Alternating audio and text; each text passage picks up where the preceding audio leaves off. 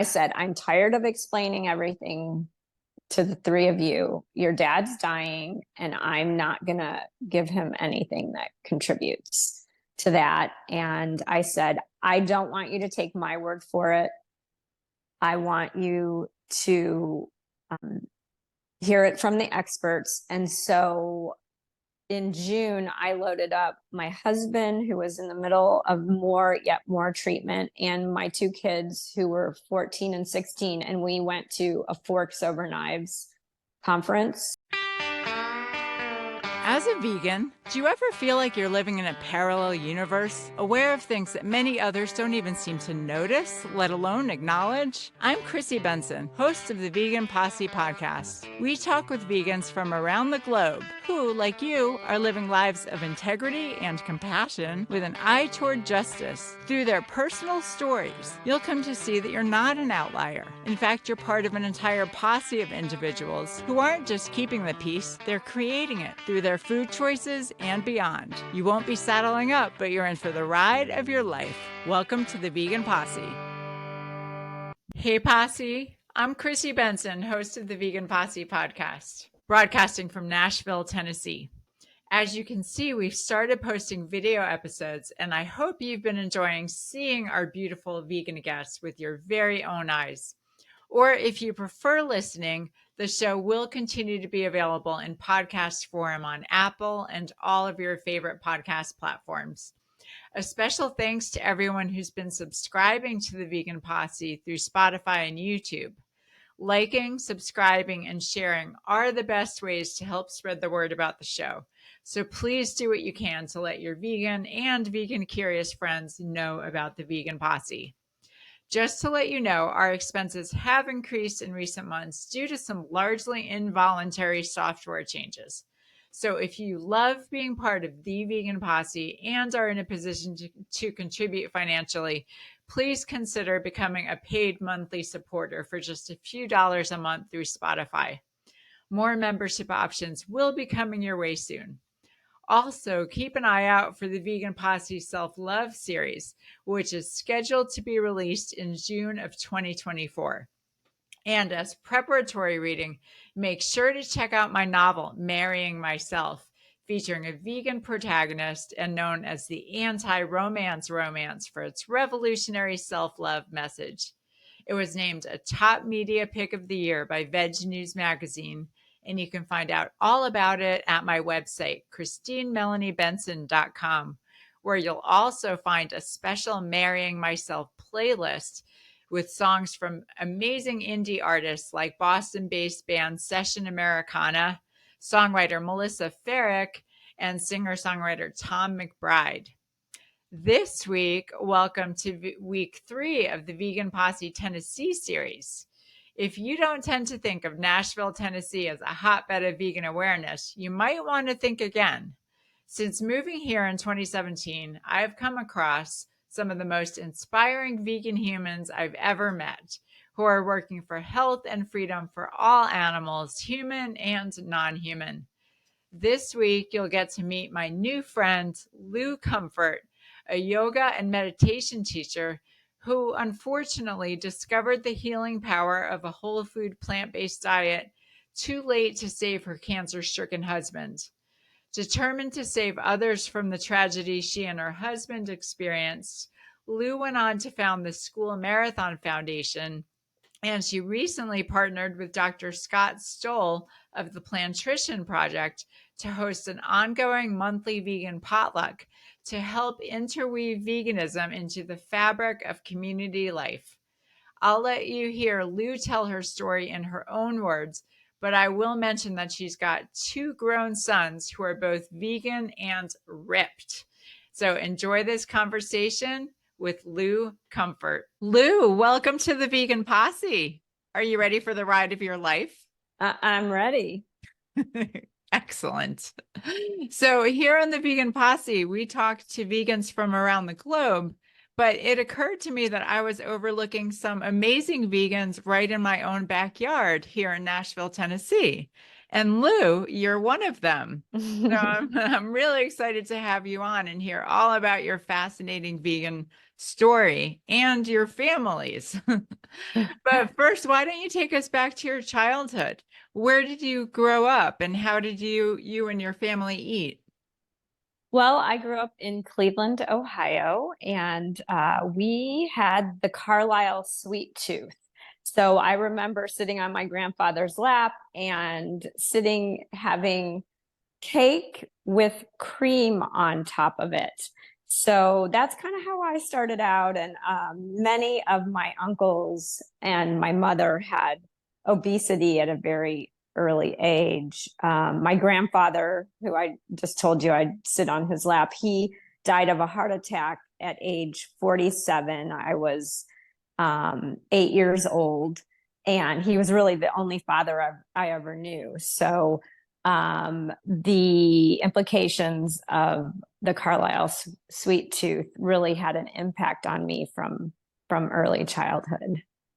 Did you put that together as a kid that your grandfather had died very young? No, I didn't. My mother, I was born in 1968. She was an obese child, and growing up, I knew that my mother was overweight. And so I was constantly fearful that I was going to be overweight. And that's back when not very many people were, and she was actually, I'm sure, considered obese. And that is when not a lot of people were overweight or obese. So I was always very worried about that. I can remember in fifth grade, my very first health initiative, which I've embarked on a lot of those, trying to figure this out over my lifetime, was walking up to the corner store. I was in fifth grade, and I said, every day I'm going to do this. I'm going to walk up to the corner store, and I'm going to get a Hostess apple pie turnover cake, eat that. That'll be my breakfast. And that was my first health initiative.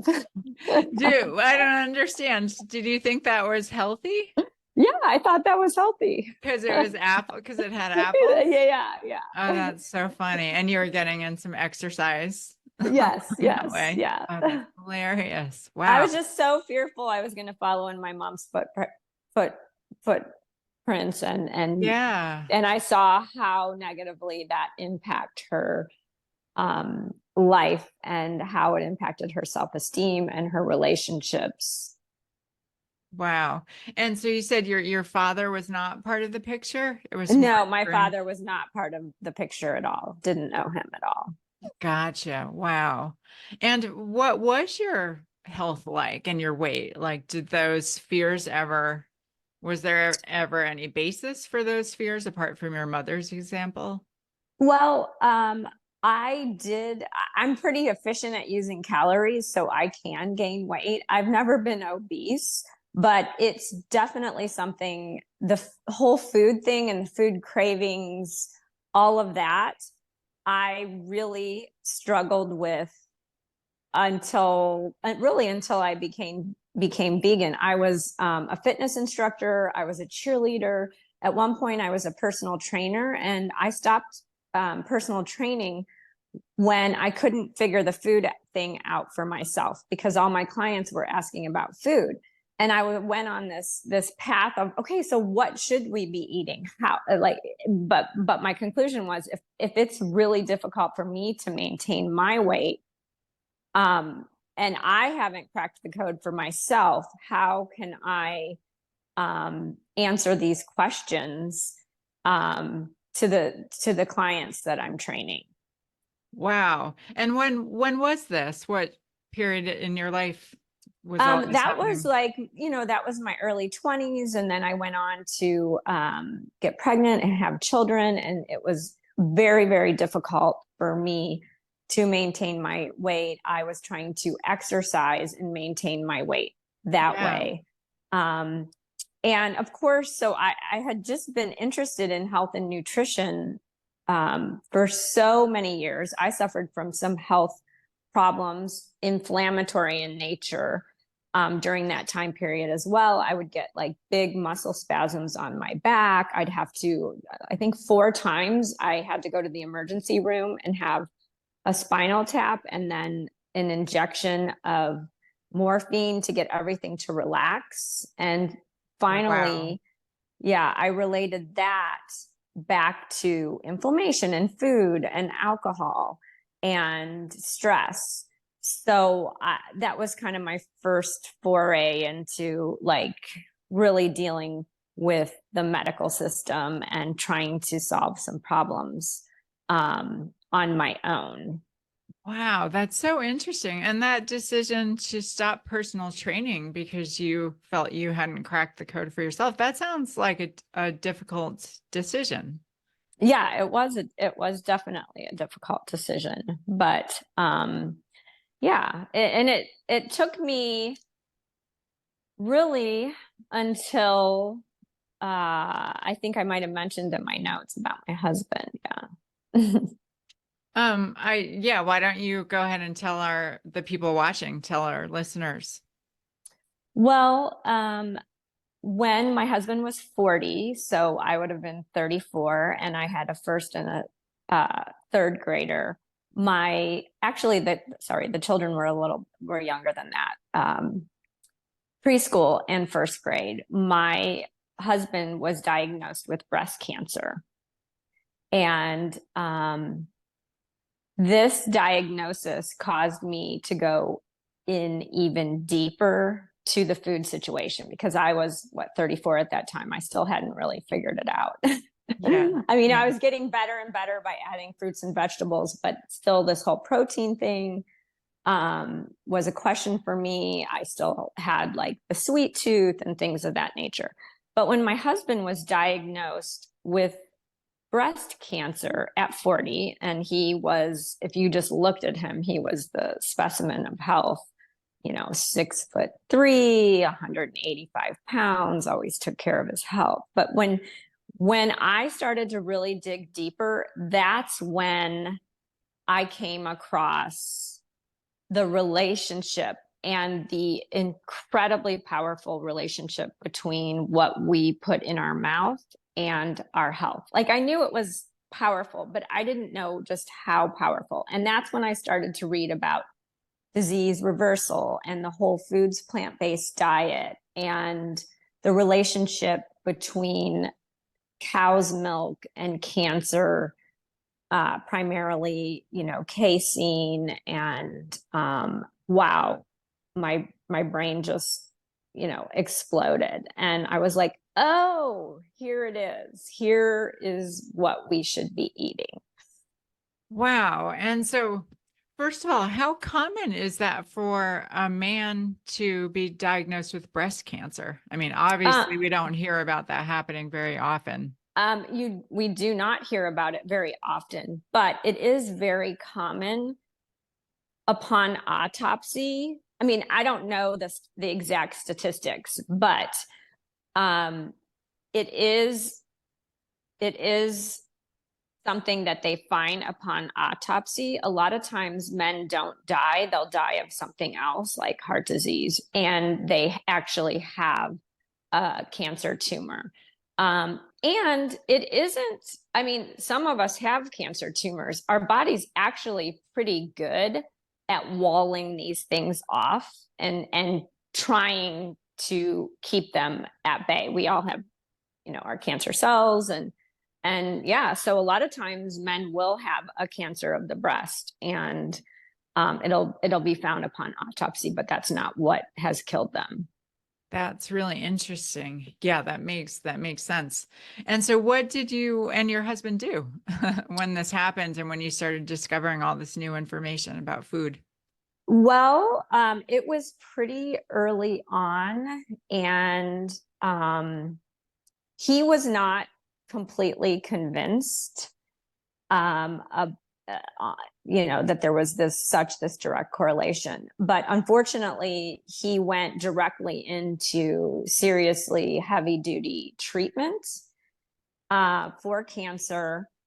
And so at that point, you're basically just, destroying your body and bringing it to like the brink of death. So he had lost so much weight that basically what they tell you in chemo treatment is anything that you can keep down, and they're prescribing milkshakes and just it's just really truly unbelievable how the traditional medical community has absolutely no clue about what's driving cancer. So I did walk out of a few nutritionists' offices because what I was reading was directly opposite of what they were saying.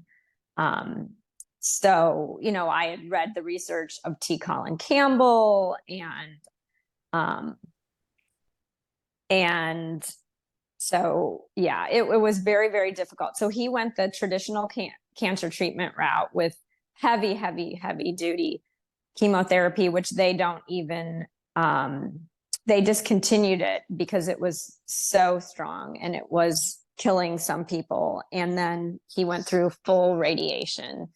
And, you know, we did change our food habits, but the evidence wasn't so overwhelming that he made a major life change.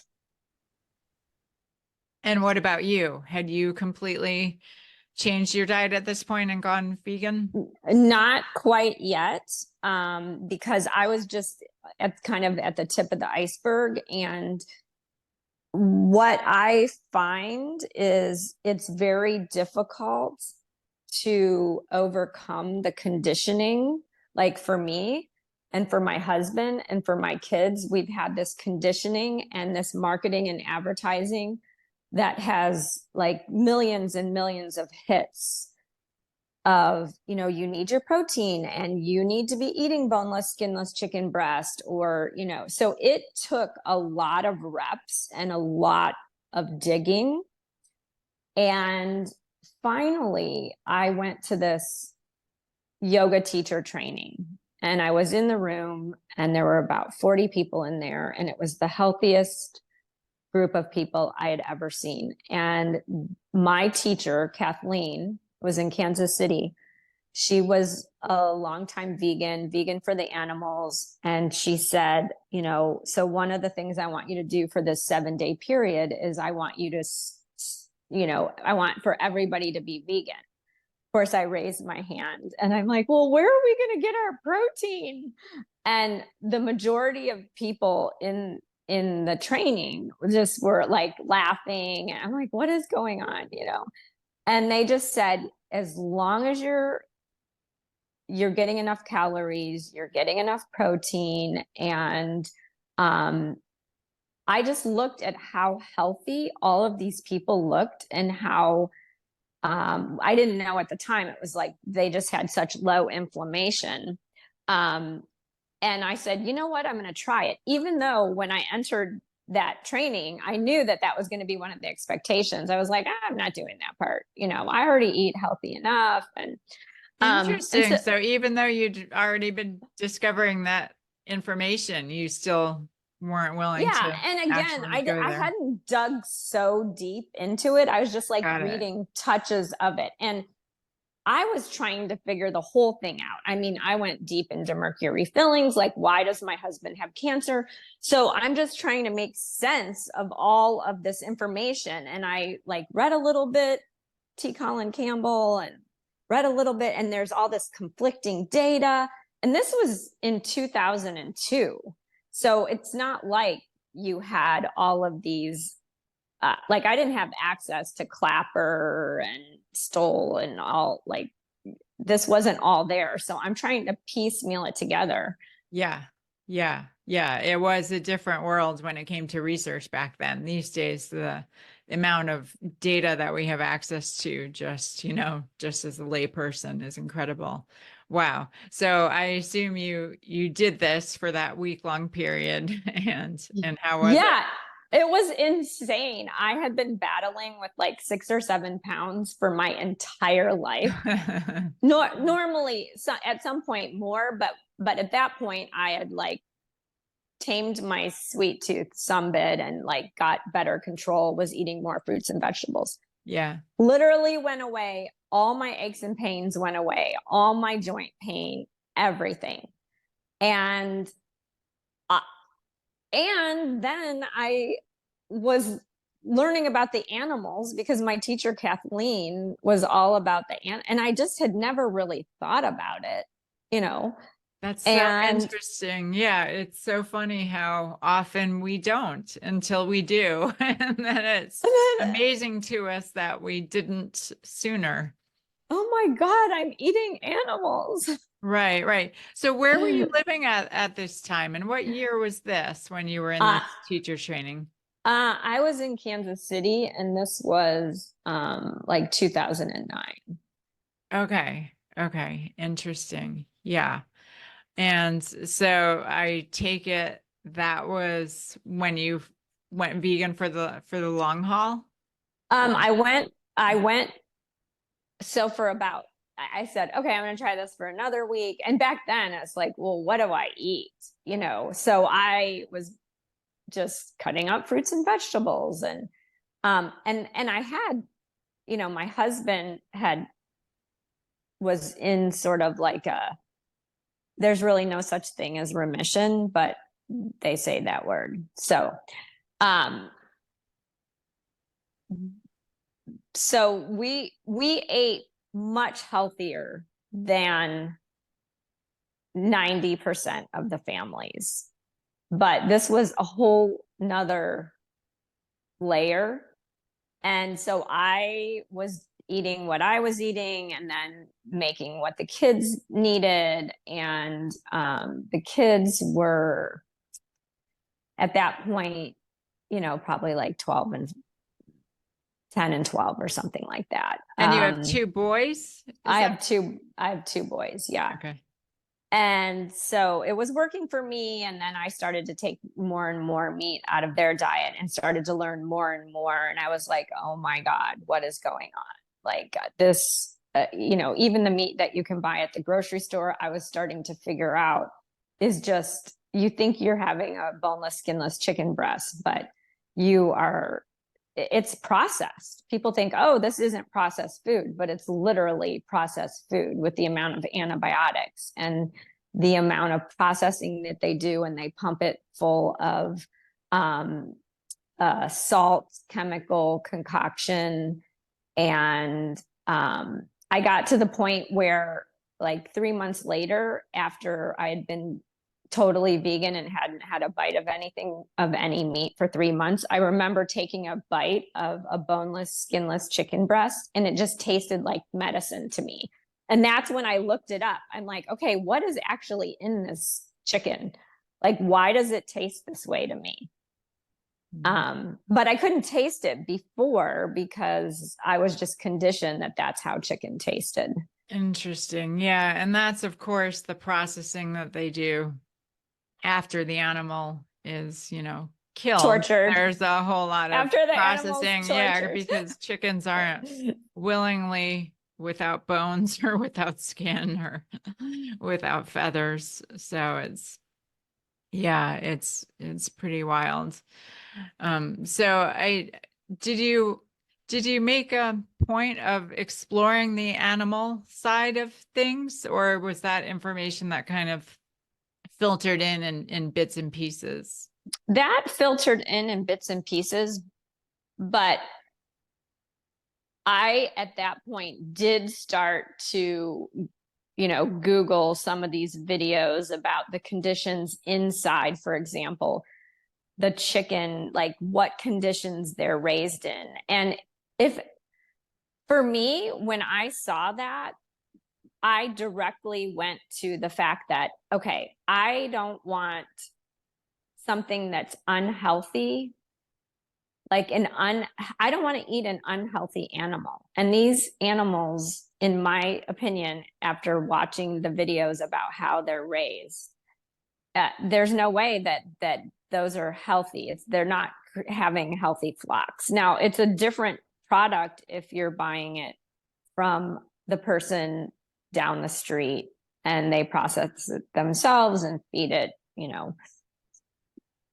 kitchen scrap. But ultimately, I could not eat animals anymore. Like I just made that connection, and they're not healthy. It's kind of, it just, the karma thing made sense to me too. It's like, oh, eating animals is bad for your health. Even if they're raised in the best conditions, they still have cholesterol and all these other things that we really don't want in our body. Oh, and you're being horrible to another living being. So the whole situation is bad. Yeah. Yeah. Did you go through a period at all where you felt like maybe it would be okay to seek out some healthy dead animals, which is a ludicrous phrase, but did you try No, that? No. no. I mean, I've had, at that point, I did have a couple of bites of somebody who had, like, I was in this co-op and they had these naturally raised chickens, and somebody had made some, and at various points I did have a couple bites of that, and I'm like, oh my God, this tastes completely different than that medicine taste. But no, I was just like, I'm done. Yeah, I'm not doing this anymore. And I was still at the point where I was making some of that for my boys, and they were in football and basketball and track, and all the coaches were like, you need to eat a steak, you got to get some meat on your bones to my kids, because they were like, some of the few normal weight kids in class, and which the coaches and teachers are like, oh well, they're too skinny, which is normal but not common. Right. And it was very unfortunate. It was a horrible time when my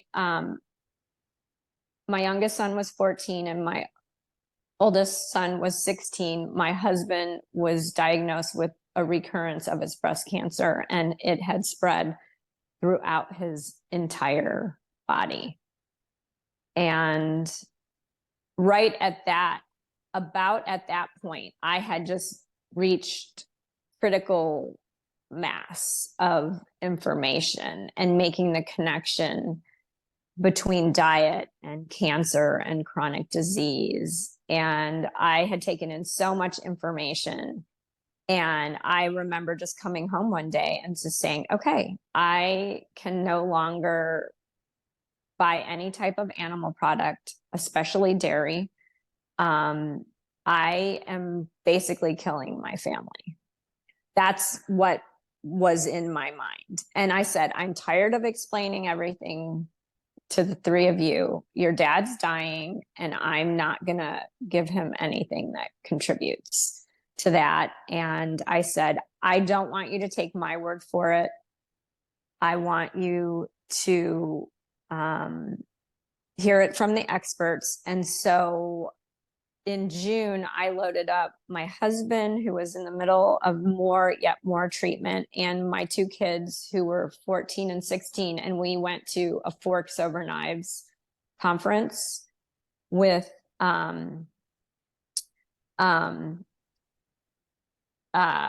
what's his name? Who's the firefighter? Rip Esselstyn. With Rip and his dad and Dr. Michael Greger. All of these amazing people were there. And of course it was all adults. And then my sons. And they were teenagers? 14? They were 14 and 16. Yeah. Wow. How did everybody respond? Well, I actually have a picture of my husband after Dr. Greger's talk, with Dr. Greger talking to him afterwards. And my husband's actually crying because he just said, where was this information? Why? Because Dr. Greger, as you know, every year he puts together his talk on the culmination of the year's research. And there was just so much research in there about cancer and how what you eat reverses it, either promotes cancer or helps reverse it or helps keep it at bay. And my husband, it was basically too late for him. And, we all knew it, even though we did try, to make massive changes after that. And then my youngest son immediately went vegan and plant-based and literally never, ever looked back. And he's extremely scientific. He's third year med school right now. And he will be a plant-based doc and use food as a tool in his toolbox. He's spent time with Dr. Clapper, shadowing him.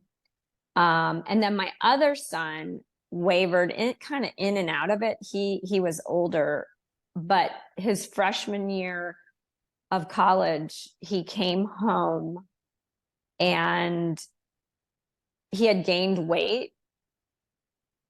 And he knew that Lucas and I were vegan, and Luke was, looking ripped and just amazing. And he's like, all right, that's it. Because he had the information, but he's living in a fraternity in Kansas, so it's like, but he did it. It was unbelievable. And he went vegan, and now they're both just completely dedicated to being vegan. I made them watch Earthlings, which they were watching it with their eyes covered, and they love animals so much. So it was so difficult. And yeah. Wow. And so what happened with your husband after that conference? Yeah, it was so sad because that was June. And, unfortunately, once you go down that treatment path, it's just so, so difficult. And at that point, the cancer was just everywhere. We did try to make dietary changes. He was just incredibly destroyed from that treatment. And he ended up passing away in November of that same year. Oh, So boy. it was really tough. So at that point, the kids were 16 and 18. And yeah. And since then, I really tried to be an example and talk to anybody who will listen. And since then, I've been to so many plantrition conferences where they review the science of a whole foods, plant-based vegan diet. I have just tried to be a living example and talk to anybody that wants to talk about health and nutrition. It's so confusing. What are we supposed to be eating? It took me 25 years to figure it out, and crazy experiences. And I've met so many people on this journey who literally are not supposed to be here, but they went vegan, specifically with a whole foods, plant-based diet, and their cancer or whatever their chronic disease is just like miraculously disappeared. Right. I've said it many times on the podcast, but it's so tragic. Of course there's the horrible stuff that's happening to non-human animals, as we're sitting here right now in our comfortable living spaces.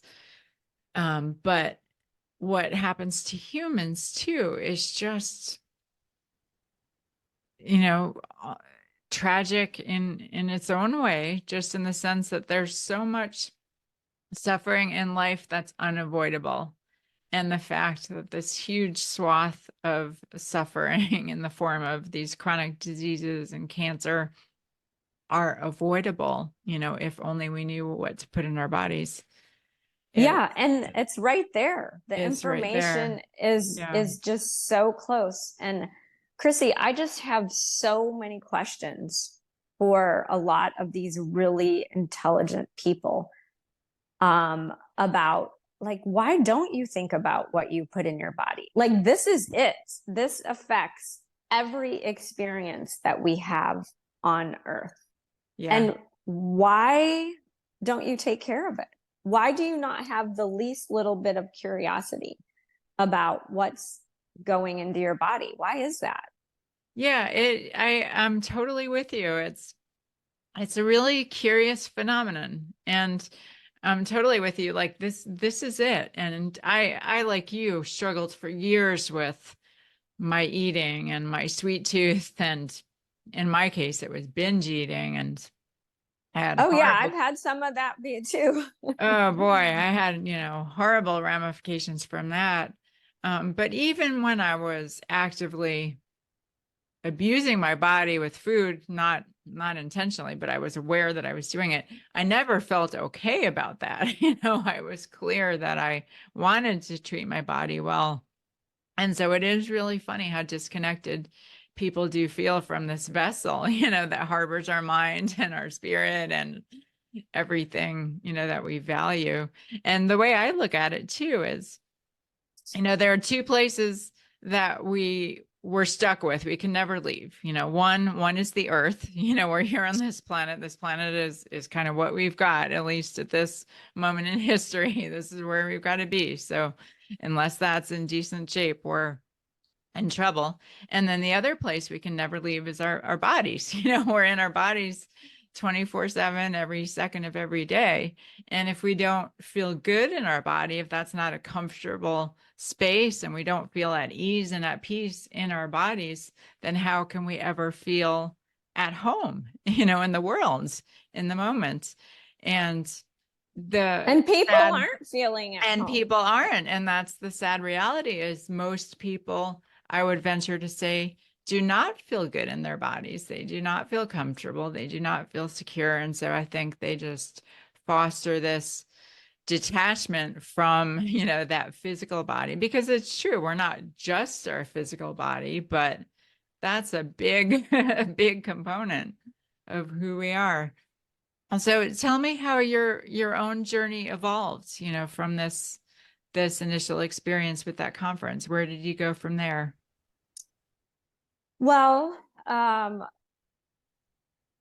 throughout this whole time period, I was out in the community. I was living in a town in the middle of Kansas of 50,000. And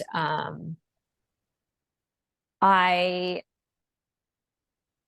during actually early on, I'll go back a little bit. Because I've always been interested in health and wellness, especially for children. I founded a nonprofit organization called the School Marathon Foundation, which is a children's health initiative where children run a full marathon over a 6 to 8 week period in the fall. There's about just depending on the year, between 3,000 and 5,000 students that participate, mainly in Kansas. We do have some students in other states that are running it. That's a lot of kids. That's Yeah, that's a incredible. lot of kids. Yes, they run a full marathon over a 6 to 8 week period. We have milestone incentives along the way.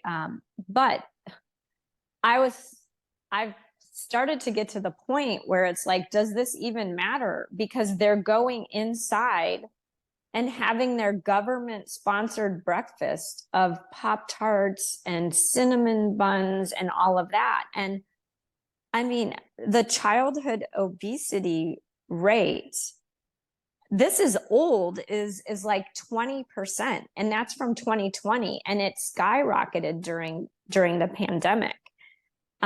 Children between 2 and 5 have more than a 13% obesity. Like 2-year-olds are overweight.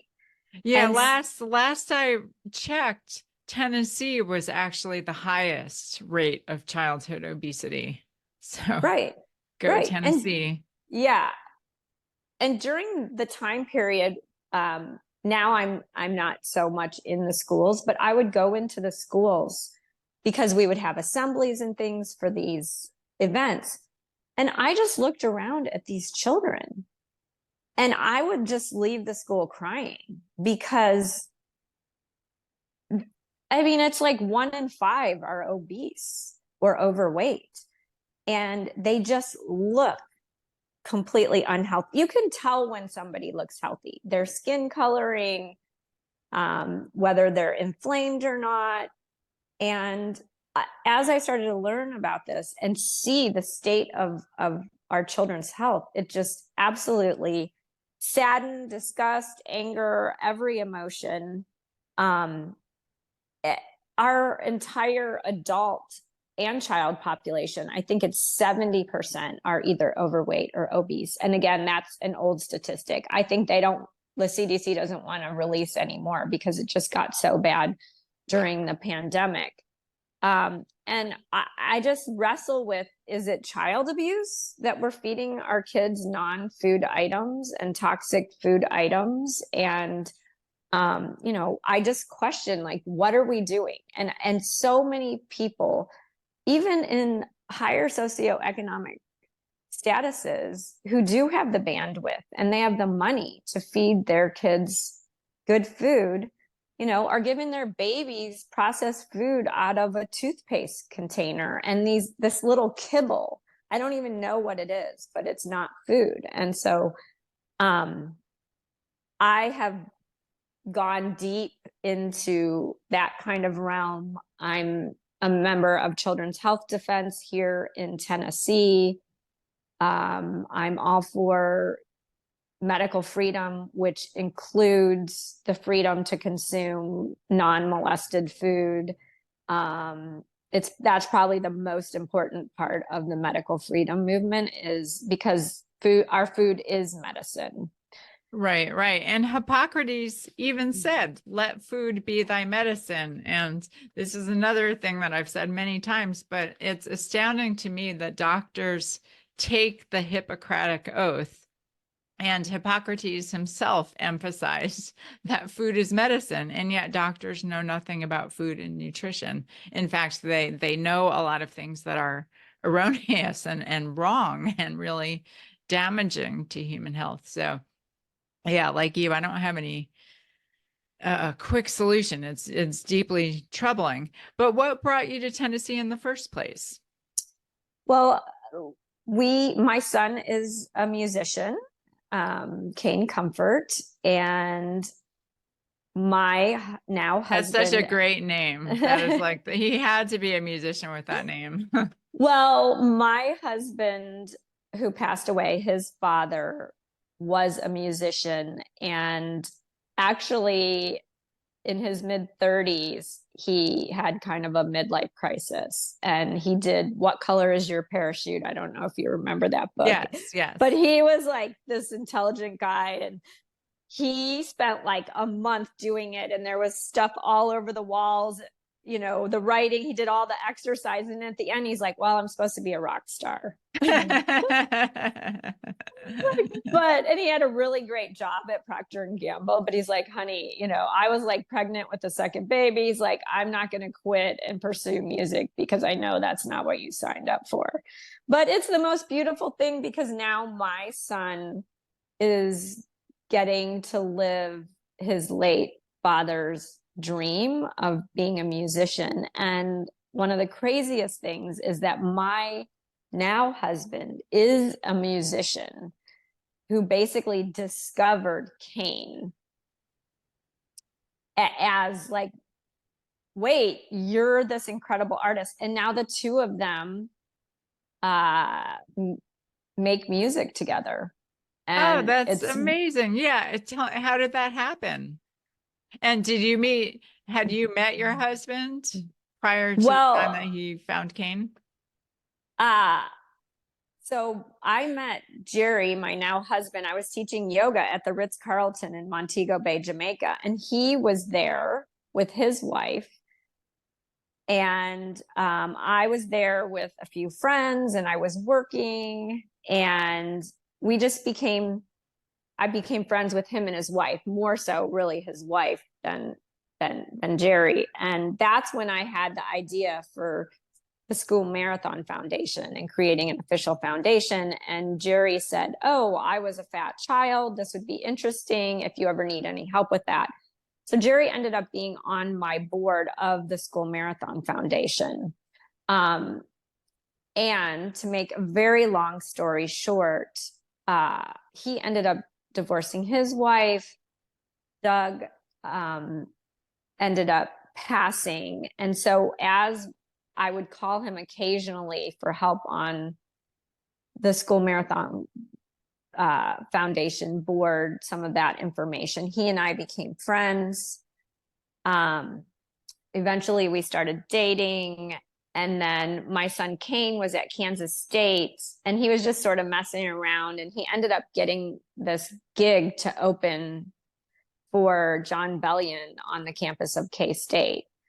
He had a finance degree. And so he was up there performing, and Jerry and I were just in the audience. And Jerry's like, "Oh my God, your son is unbelievable." And Jerry had played music. He's in insurance, but he had played music and knows it, a lifetime musician in LA. And so that's kind of how he discovered him. And Kane ended up moving to Nashville after he graduated with a finance degree and started his music career.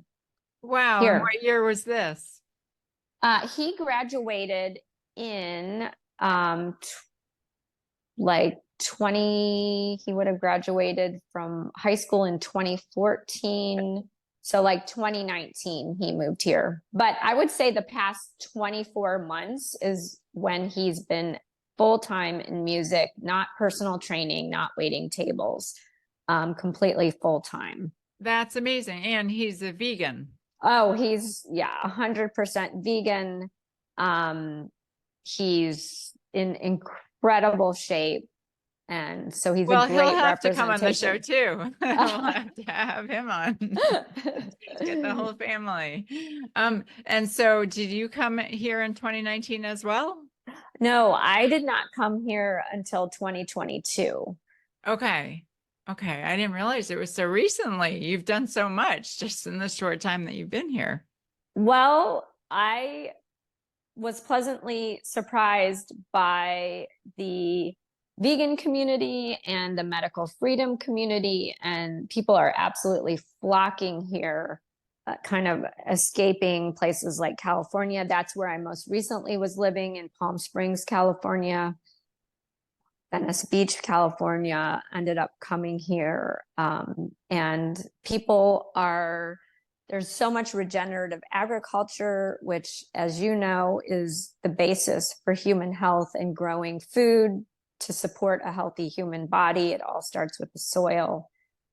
And there's so many farmers who are moving here and who are getting to Tennessee to a food sovereign place. Right. Well, tell me this, because I know there's a lot of, content in that regenerative agriculture movement that, emphasizes having animals in the food system. And, I can hear, like, I recently heard about a new documentary that's out, which maybe you've heard about too, but it definitely, I get the impression that it's a pretty non-vegan documentary. What's your take on that aspect of agriculture? Well, I have a lot of friends who eat very healthy, but they're into this whole raw milk. I know you've heard everybody talking about the raw milk. I didn't really hear about it until I moved here. Bit, yeah. The only thing I knew about is the fact that my son Kane, his entire fraternity house, one of his fraternity friends had a dairy farm, and they brought raw milk, and the entire house got sick. The health department came and said none of them were even allowed to leave the house. And because they didn't want whatever was going on spreading, and they finally figured out it was from the raw milk. And my son didn't drink it because he was vegan, and he was the only person in the entire house that didn't get sick. Oh my goodness. Oh my goodness. Well, there you go. Anyway, a lot of people are drinking raw milk and not immediately getting sick. But in the regenerative agriculture, they use the animals to, walk around the farm and to fertilize and my understanding is that it's kind of like, I get it, like the circle of life or whatever. But I think that the regenerative agriculture, that they could actually use the animals to help keep the farm going, but not kill the animals and eat them. Which would be my suggestion. Well, because I've made the connection, but there, there's a ton of people who want to eat meat, and they're convinced that they need that meat to be healthy. And the research, and when you look at the blue zones, and we just recently asked Dr. Scott Stoll about this at our vegan potluck, and he just said that the protein in animal products, just the way it's packaged with all the cholesterol and all the fat, and even if it's raised completely natural, it's just less superior than plant protein.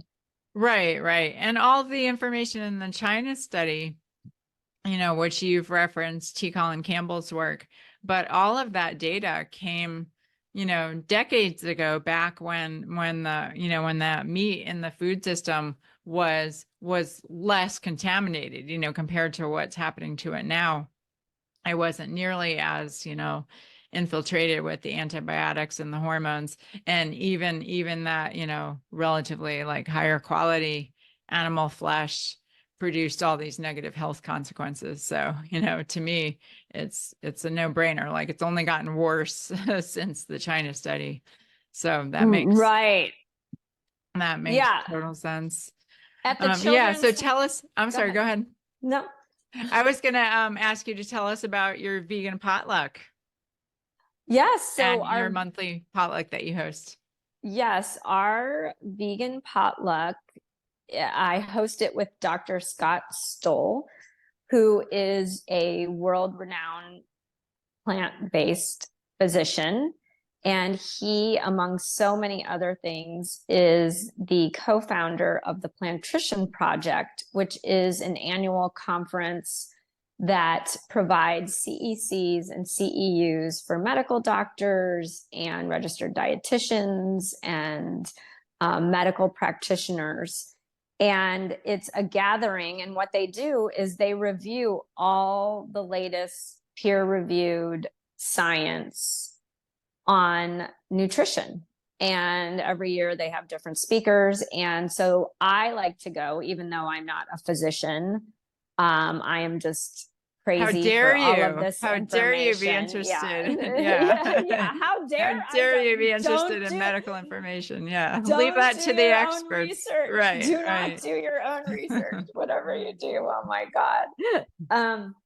So I was there last year, and one of the huge initiatives, and one of the things that they talked about, was how really we can talk about all this data, and we can talk about all these scientific facts, but really what this comes down to is community and getting a healthy diet, healthy whole plant foods diet woven into the fabric of the community and our families and the people that we come in contact with on a daily basis. And there's so much propaganda and so much,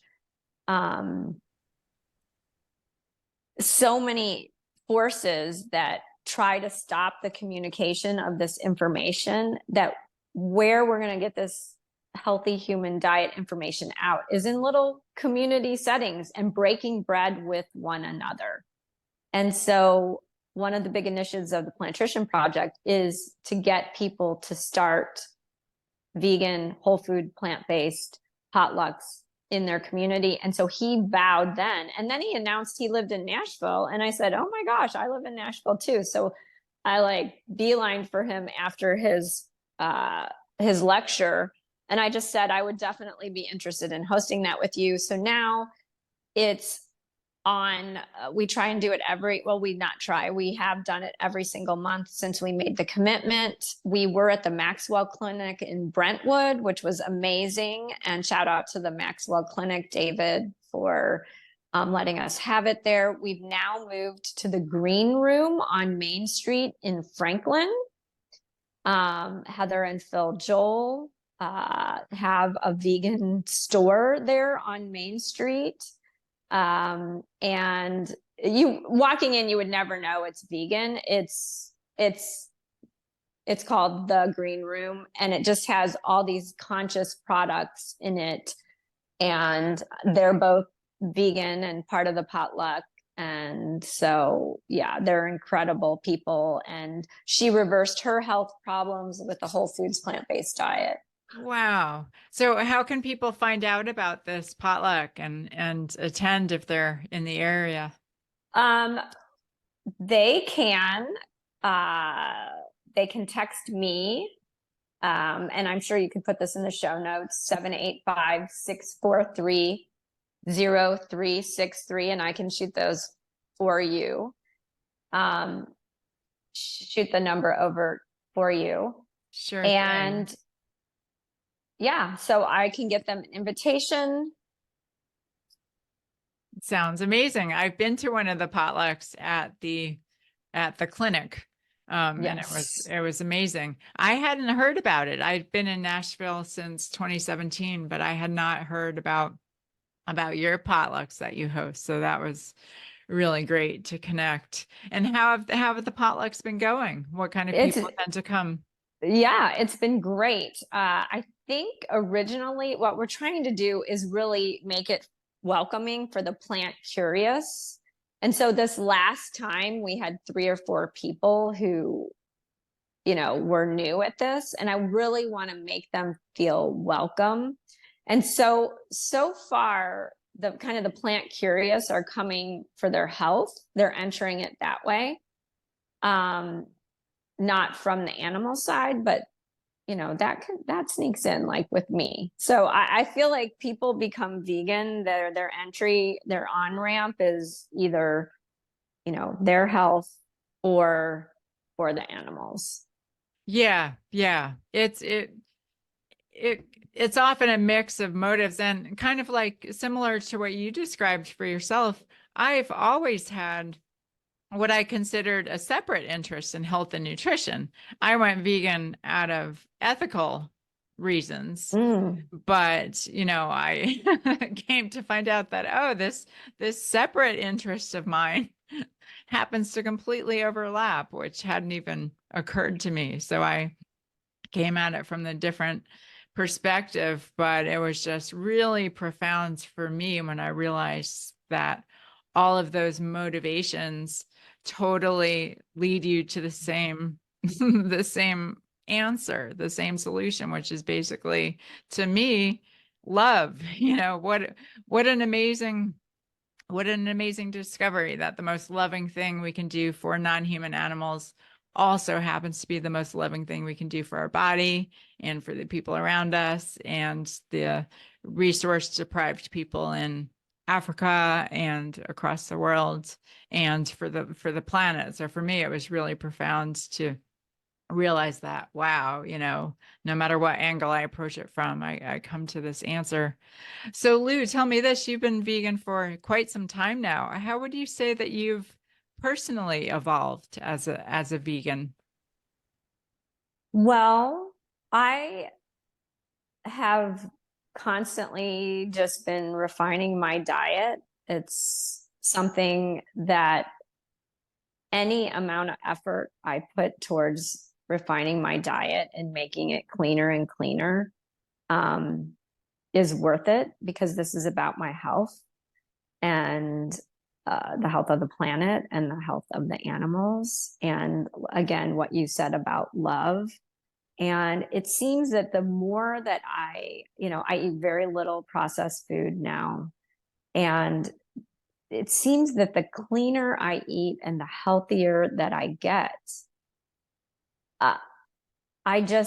I have a bigger capacity. You mentioned love, for compassion. I get angry less. I am just more balanced. I'm emotionally very, very stable. Um, yeah, so I've just continued to refine my diet, buy as much as I possibly can from the farmer's market, from people who are not spraying anything on any of their food. And yeah, and it really is amazing how the simple things are what are the healthiest. It's amazing. You were talking about perspective and coming at it from different perspectives. And it's just seems so natural that the most compassionate way of being is healthy. Like so many things just seem so obvious when you stand back and I've unraveled myself from the marketing and propaganda. It's the natural order of things just makes so much sense in my mind. And what they're advertising just makes no sense at all, No except sense at for all. the Yeah. bottom line of the companies. Yeah, I know. It's amazing to me because I've largely removed myself from those influences as well. You know, I don't really watch TV and I'm not exposed to that advertising that a lot of people see. And when on those occasions that I am, I'm just always taken Isn't aback. it Like, oh insane? my I was goodness, at my it's mom's house and she insane. was Yeah. watching regular TV Yeah. and the Yeah. fast food ads and And the then the pharmaceutical pharmaceutical. I ads. was I just like, know.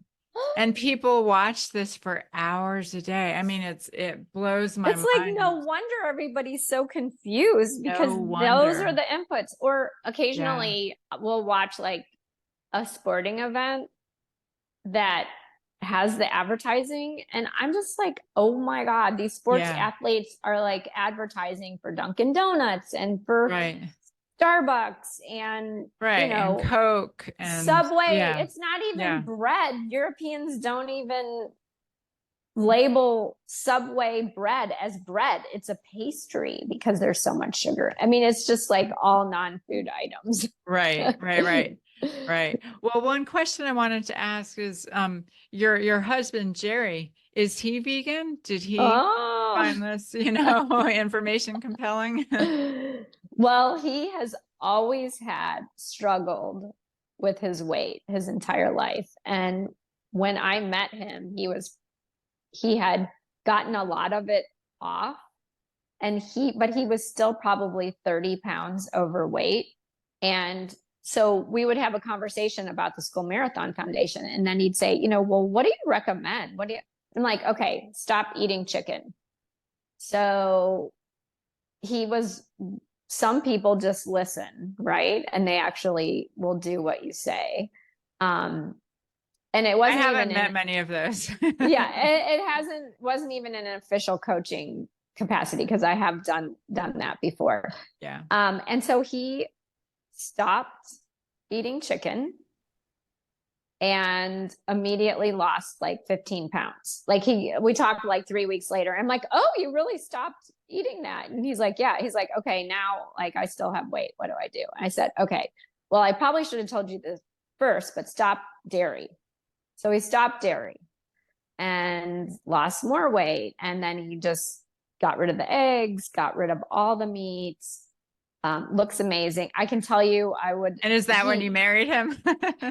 Well, I would never have married him had he been in the physical health that he was before. And not because it's like, oh, he's fat but people's light shines differently. And you had been through such a traumatic experience with your first husband that I can only imagine that you just did not want to go through something similar again. No, I absolutely didn't. And his entire career like changed after he became vegan because people perceive you differently and your vibrational energy is different when you are healthy. And your mitochondria function differently when you're healthy. You have, I mean, it's just like everything is different. And so as he became healthier and yeah, things changed with him. And he's totally plant-based. Yeah, and would never go back. He's completely on board with me. I don't think at this point I could ever be in relationship with somebody who wasn't vegan, like living in the same household or anything. I am very much non-judgmental about people who aren't vegan. I understand because I still remember where I was and how long of a process it was for me. So I'm not, I actually feel bad for people who are still eating a horrible diet. Yeah. I have compassion for them. Yeah, they're victims as well. That's what I eventually came to realize. They're victims of this conditioning and this inaccurate information and advertising that we're pummeled with. Everything in our society is pushing people in the wrong direction when it comes to health. So I feel very, very lucky and very, very grateful to have found it. It would have been nice if I'd discovered this information a few decades sooner. It could have saved me some time and some heartache and other medical issues, but I'm very glad I found it when I did. And I can tell that, So my, yeah. yeah. And I can tell, and you really do embody, just health and peace and compassion. And you do just seem so steady. Has that always been your nature? No, I used to be, I used to fly off the handle and get mad and have difficulty controlling. I mean, I mean, for me, it's a dramatic change. From the outside, probably people wouldn't know so much. But I know you probably feel it when you go into a place or you're surrounded by people who are taking care of their health, they just seem happier. And I'm just overall a happier, more level-headed person. Now, if I go off the rails, and I haven't done this in a long time, but like if I get around a bunch of vegan cookies or something and I eat a bunch, or even before I was vegan, if I would bake cookies and eat too many, I wasn't thinking that clearly. And I'd get angry at the kids, and parents wonder why do my children have behavioral problems? Why is my child depressed? Why? It's like, well, look what they just ate. They woke up and had a Pop-Tart. Then for lunch, they had excuse my French, the shit processed food from the government. And then they come home and they have Cheetos for a snack. And then you give them a Lunchable for dinner. Now that's an extreme example, but I think that's pretty much the norm for it's a kind lot of of the people. norm. Yeah. And that I think affects you're our right. mental health and our mental well-being and our ability to deal. And then when we're overweight or our child's overweight, it's depressing, like literally Yeah. depresses you both emotionally and physically. Right.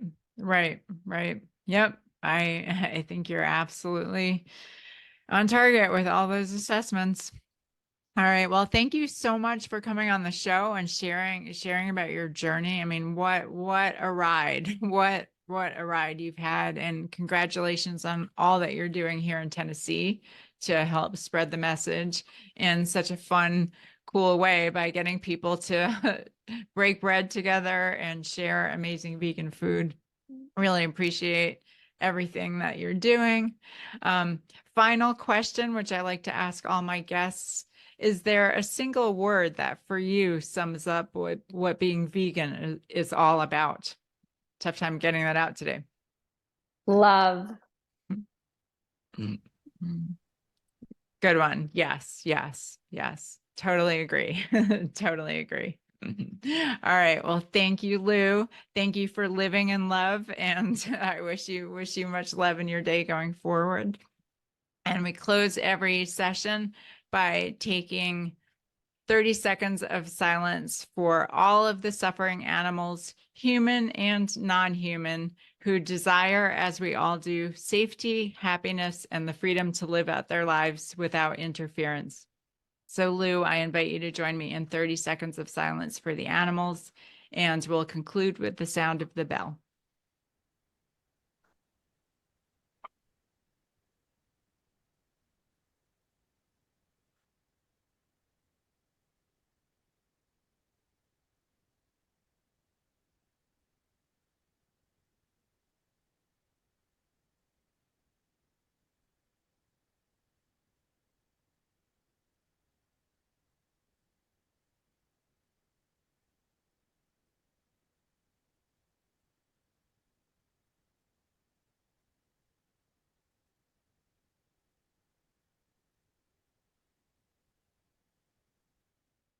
Thank you, Lou, and thank you, Posse. See you next Thank time. you. Until then, stay strong and stay true.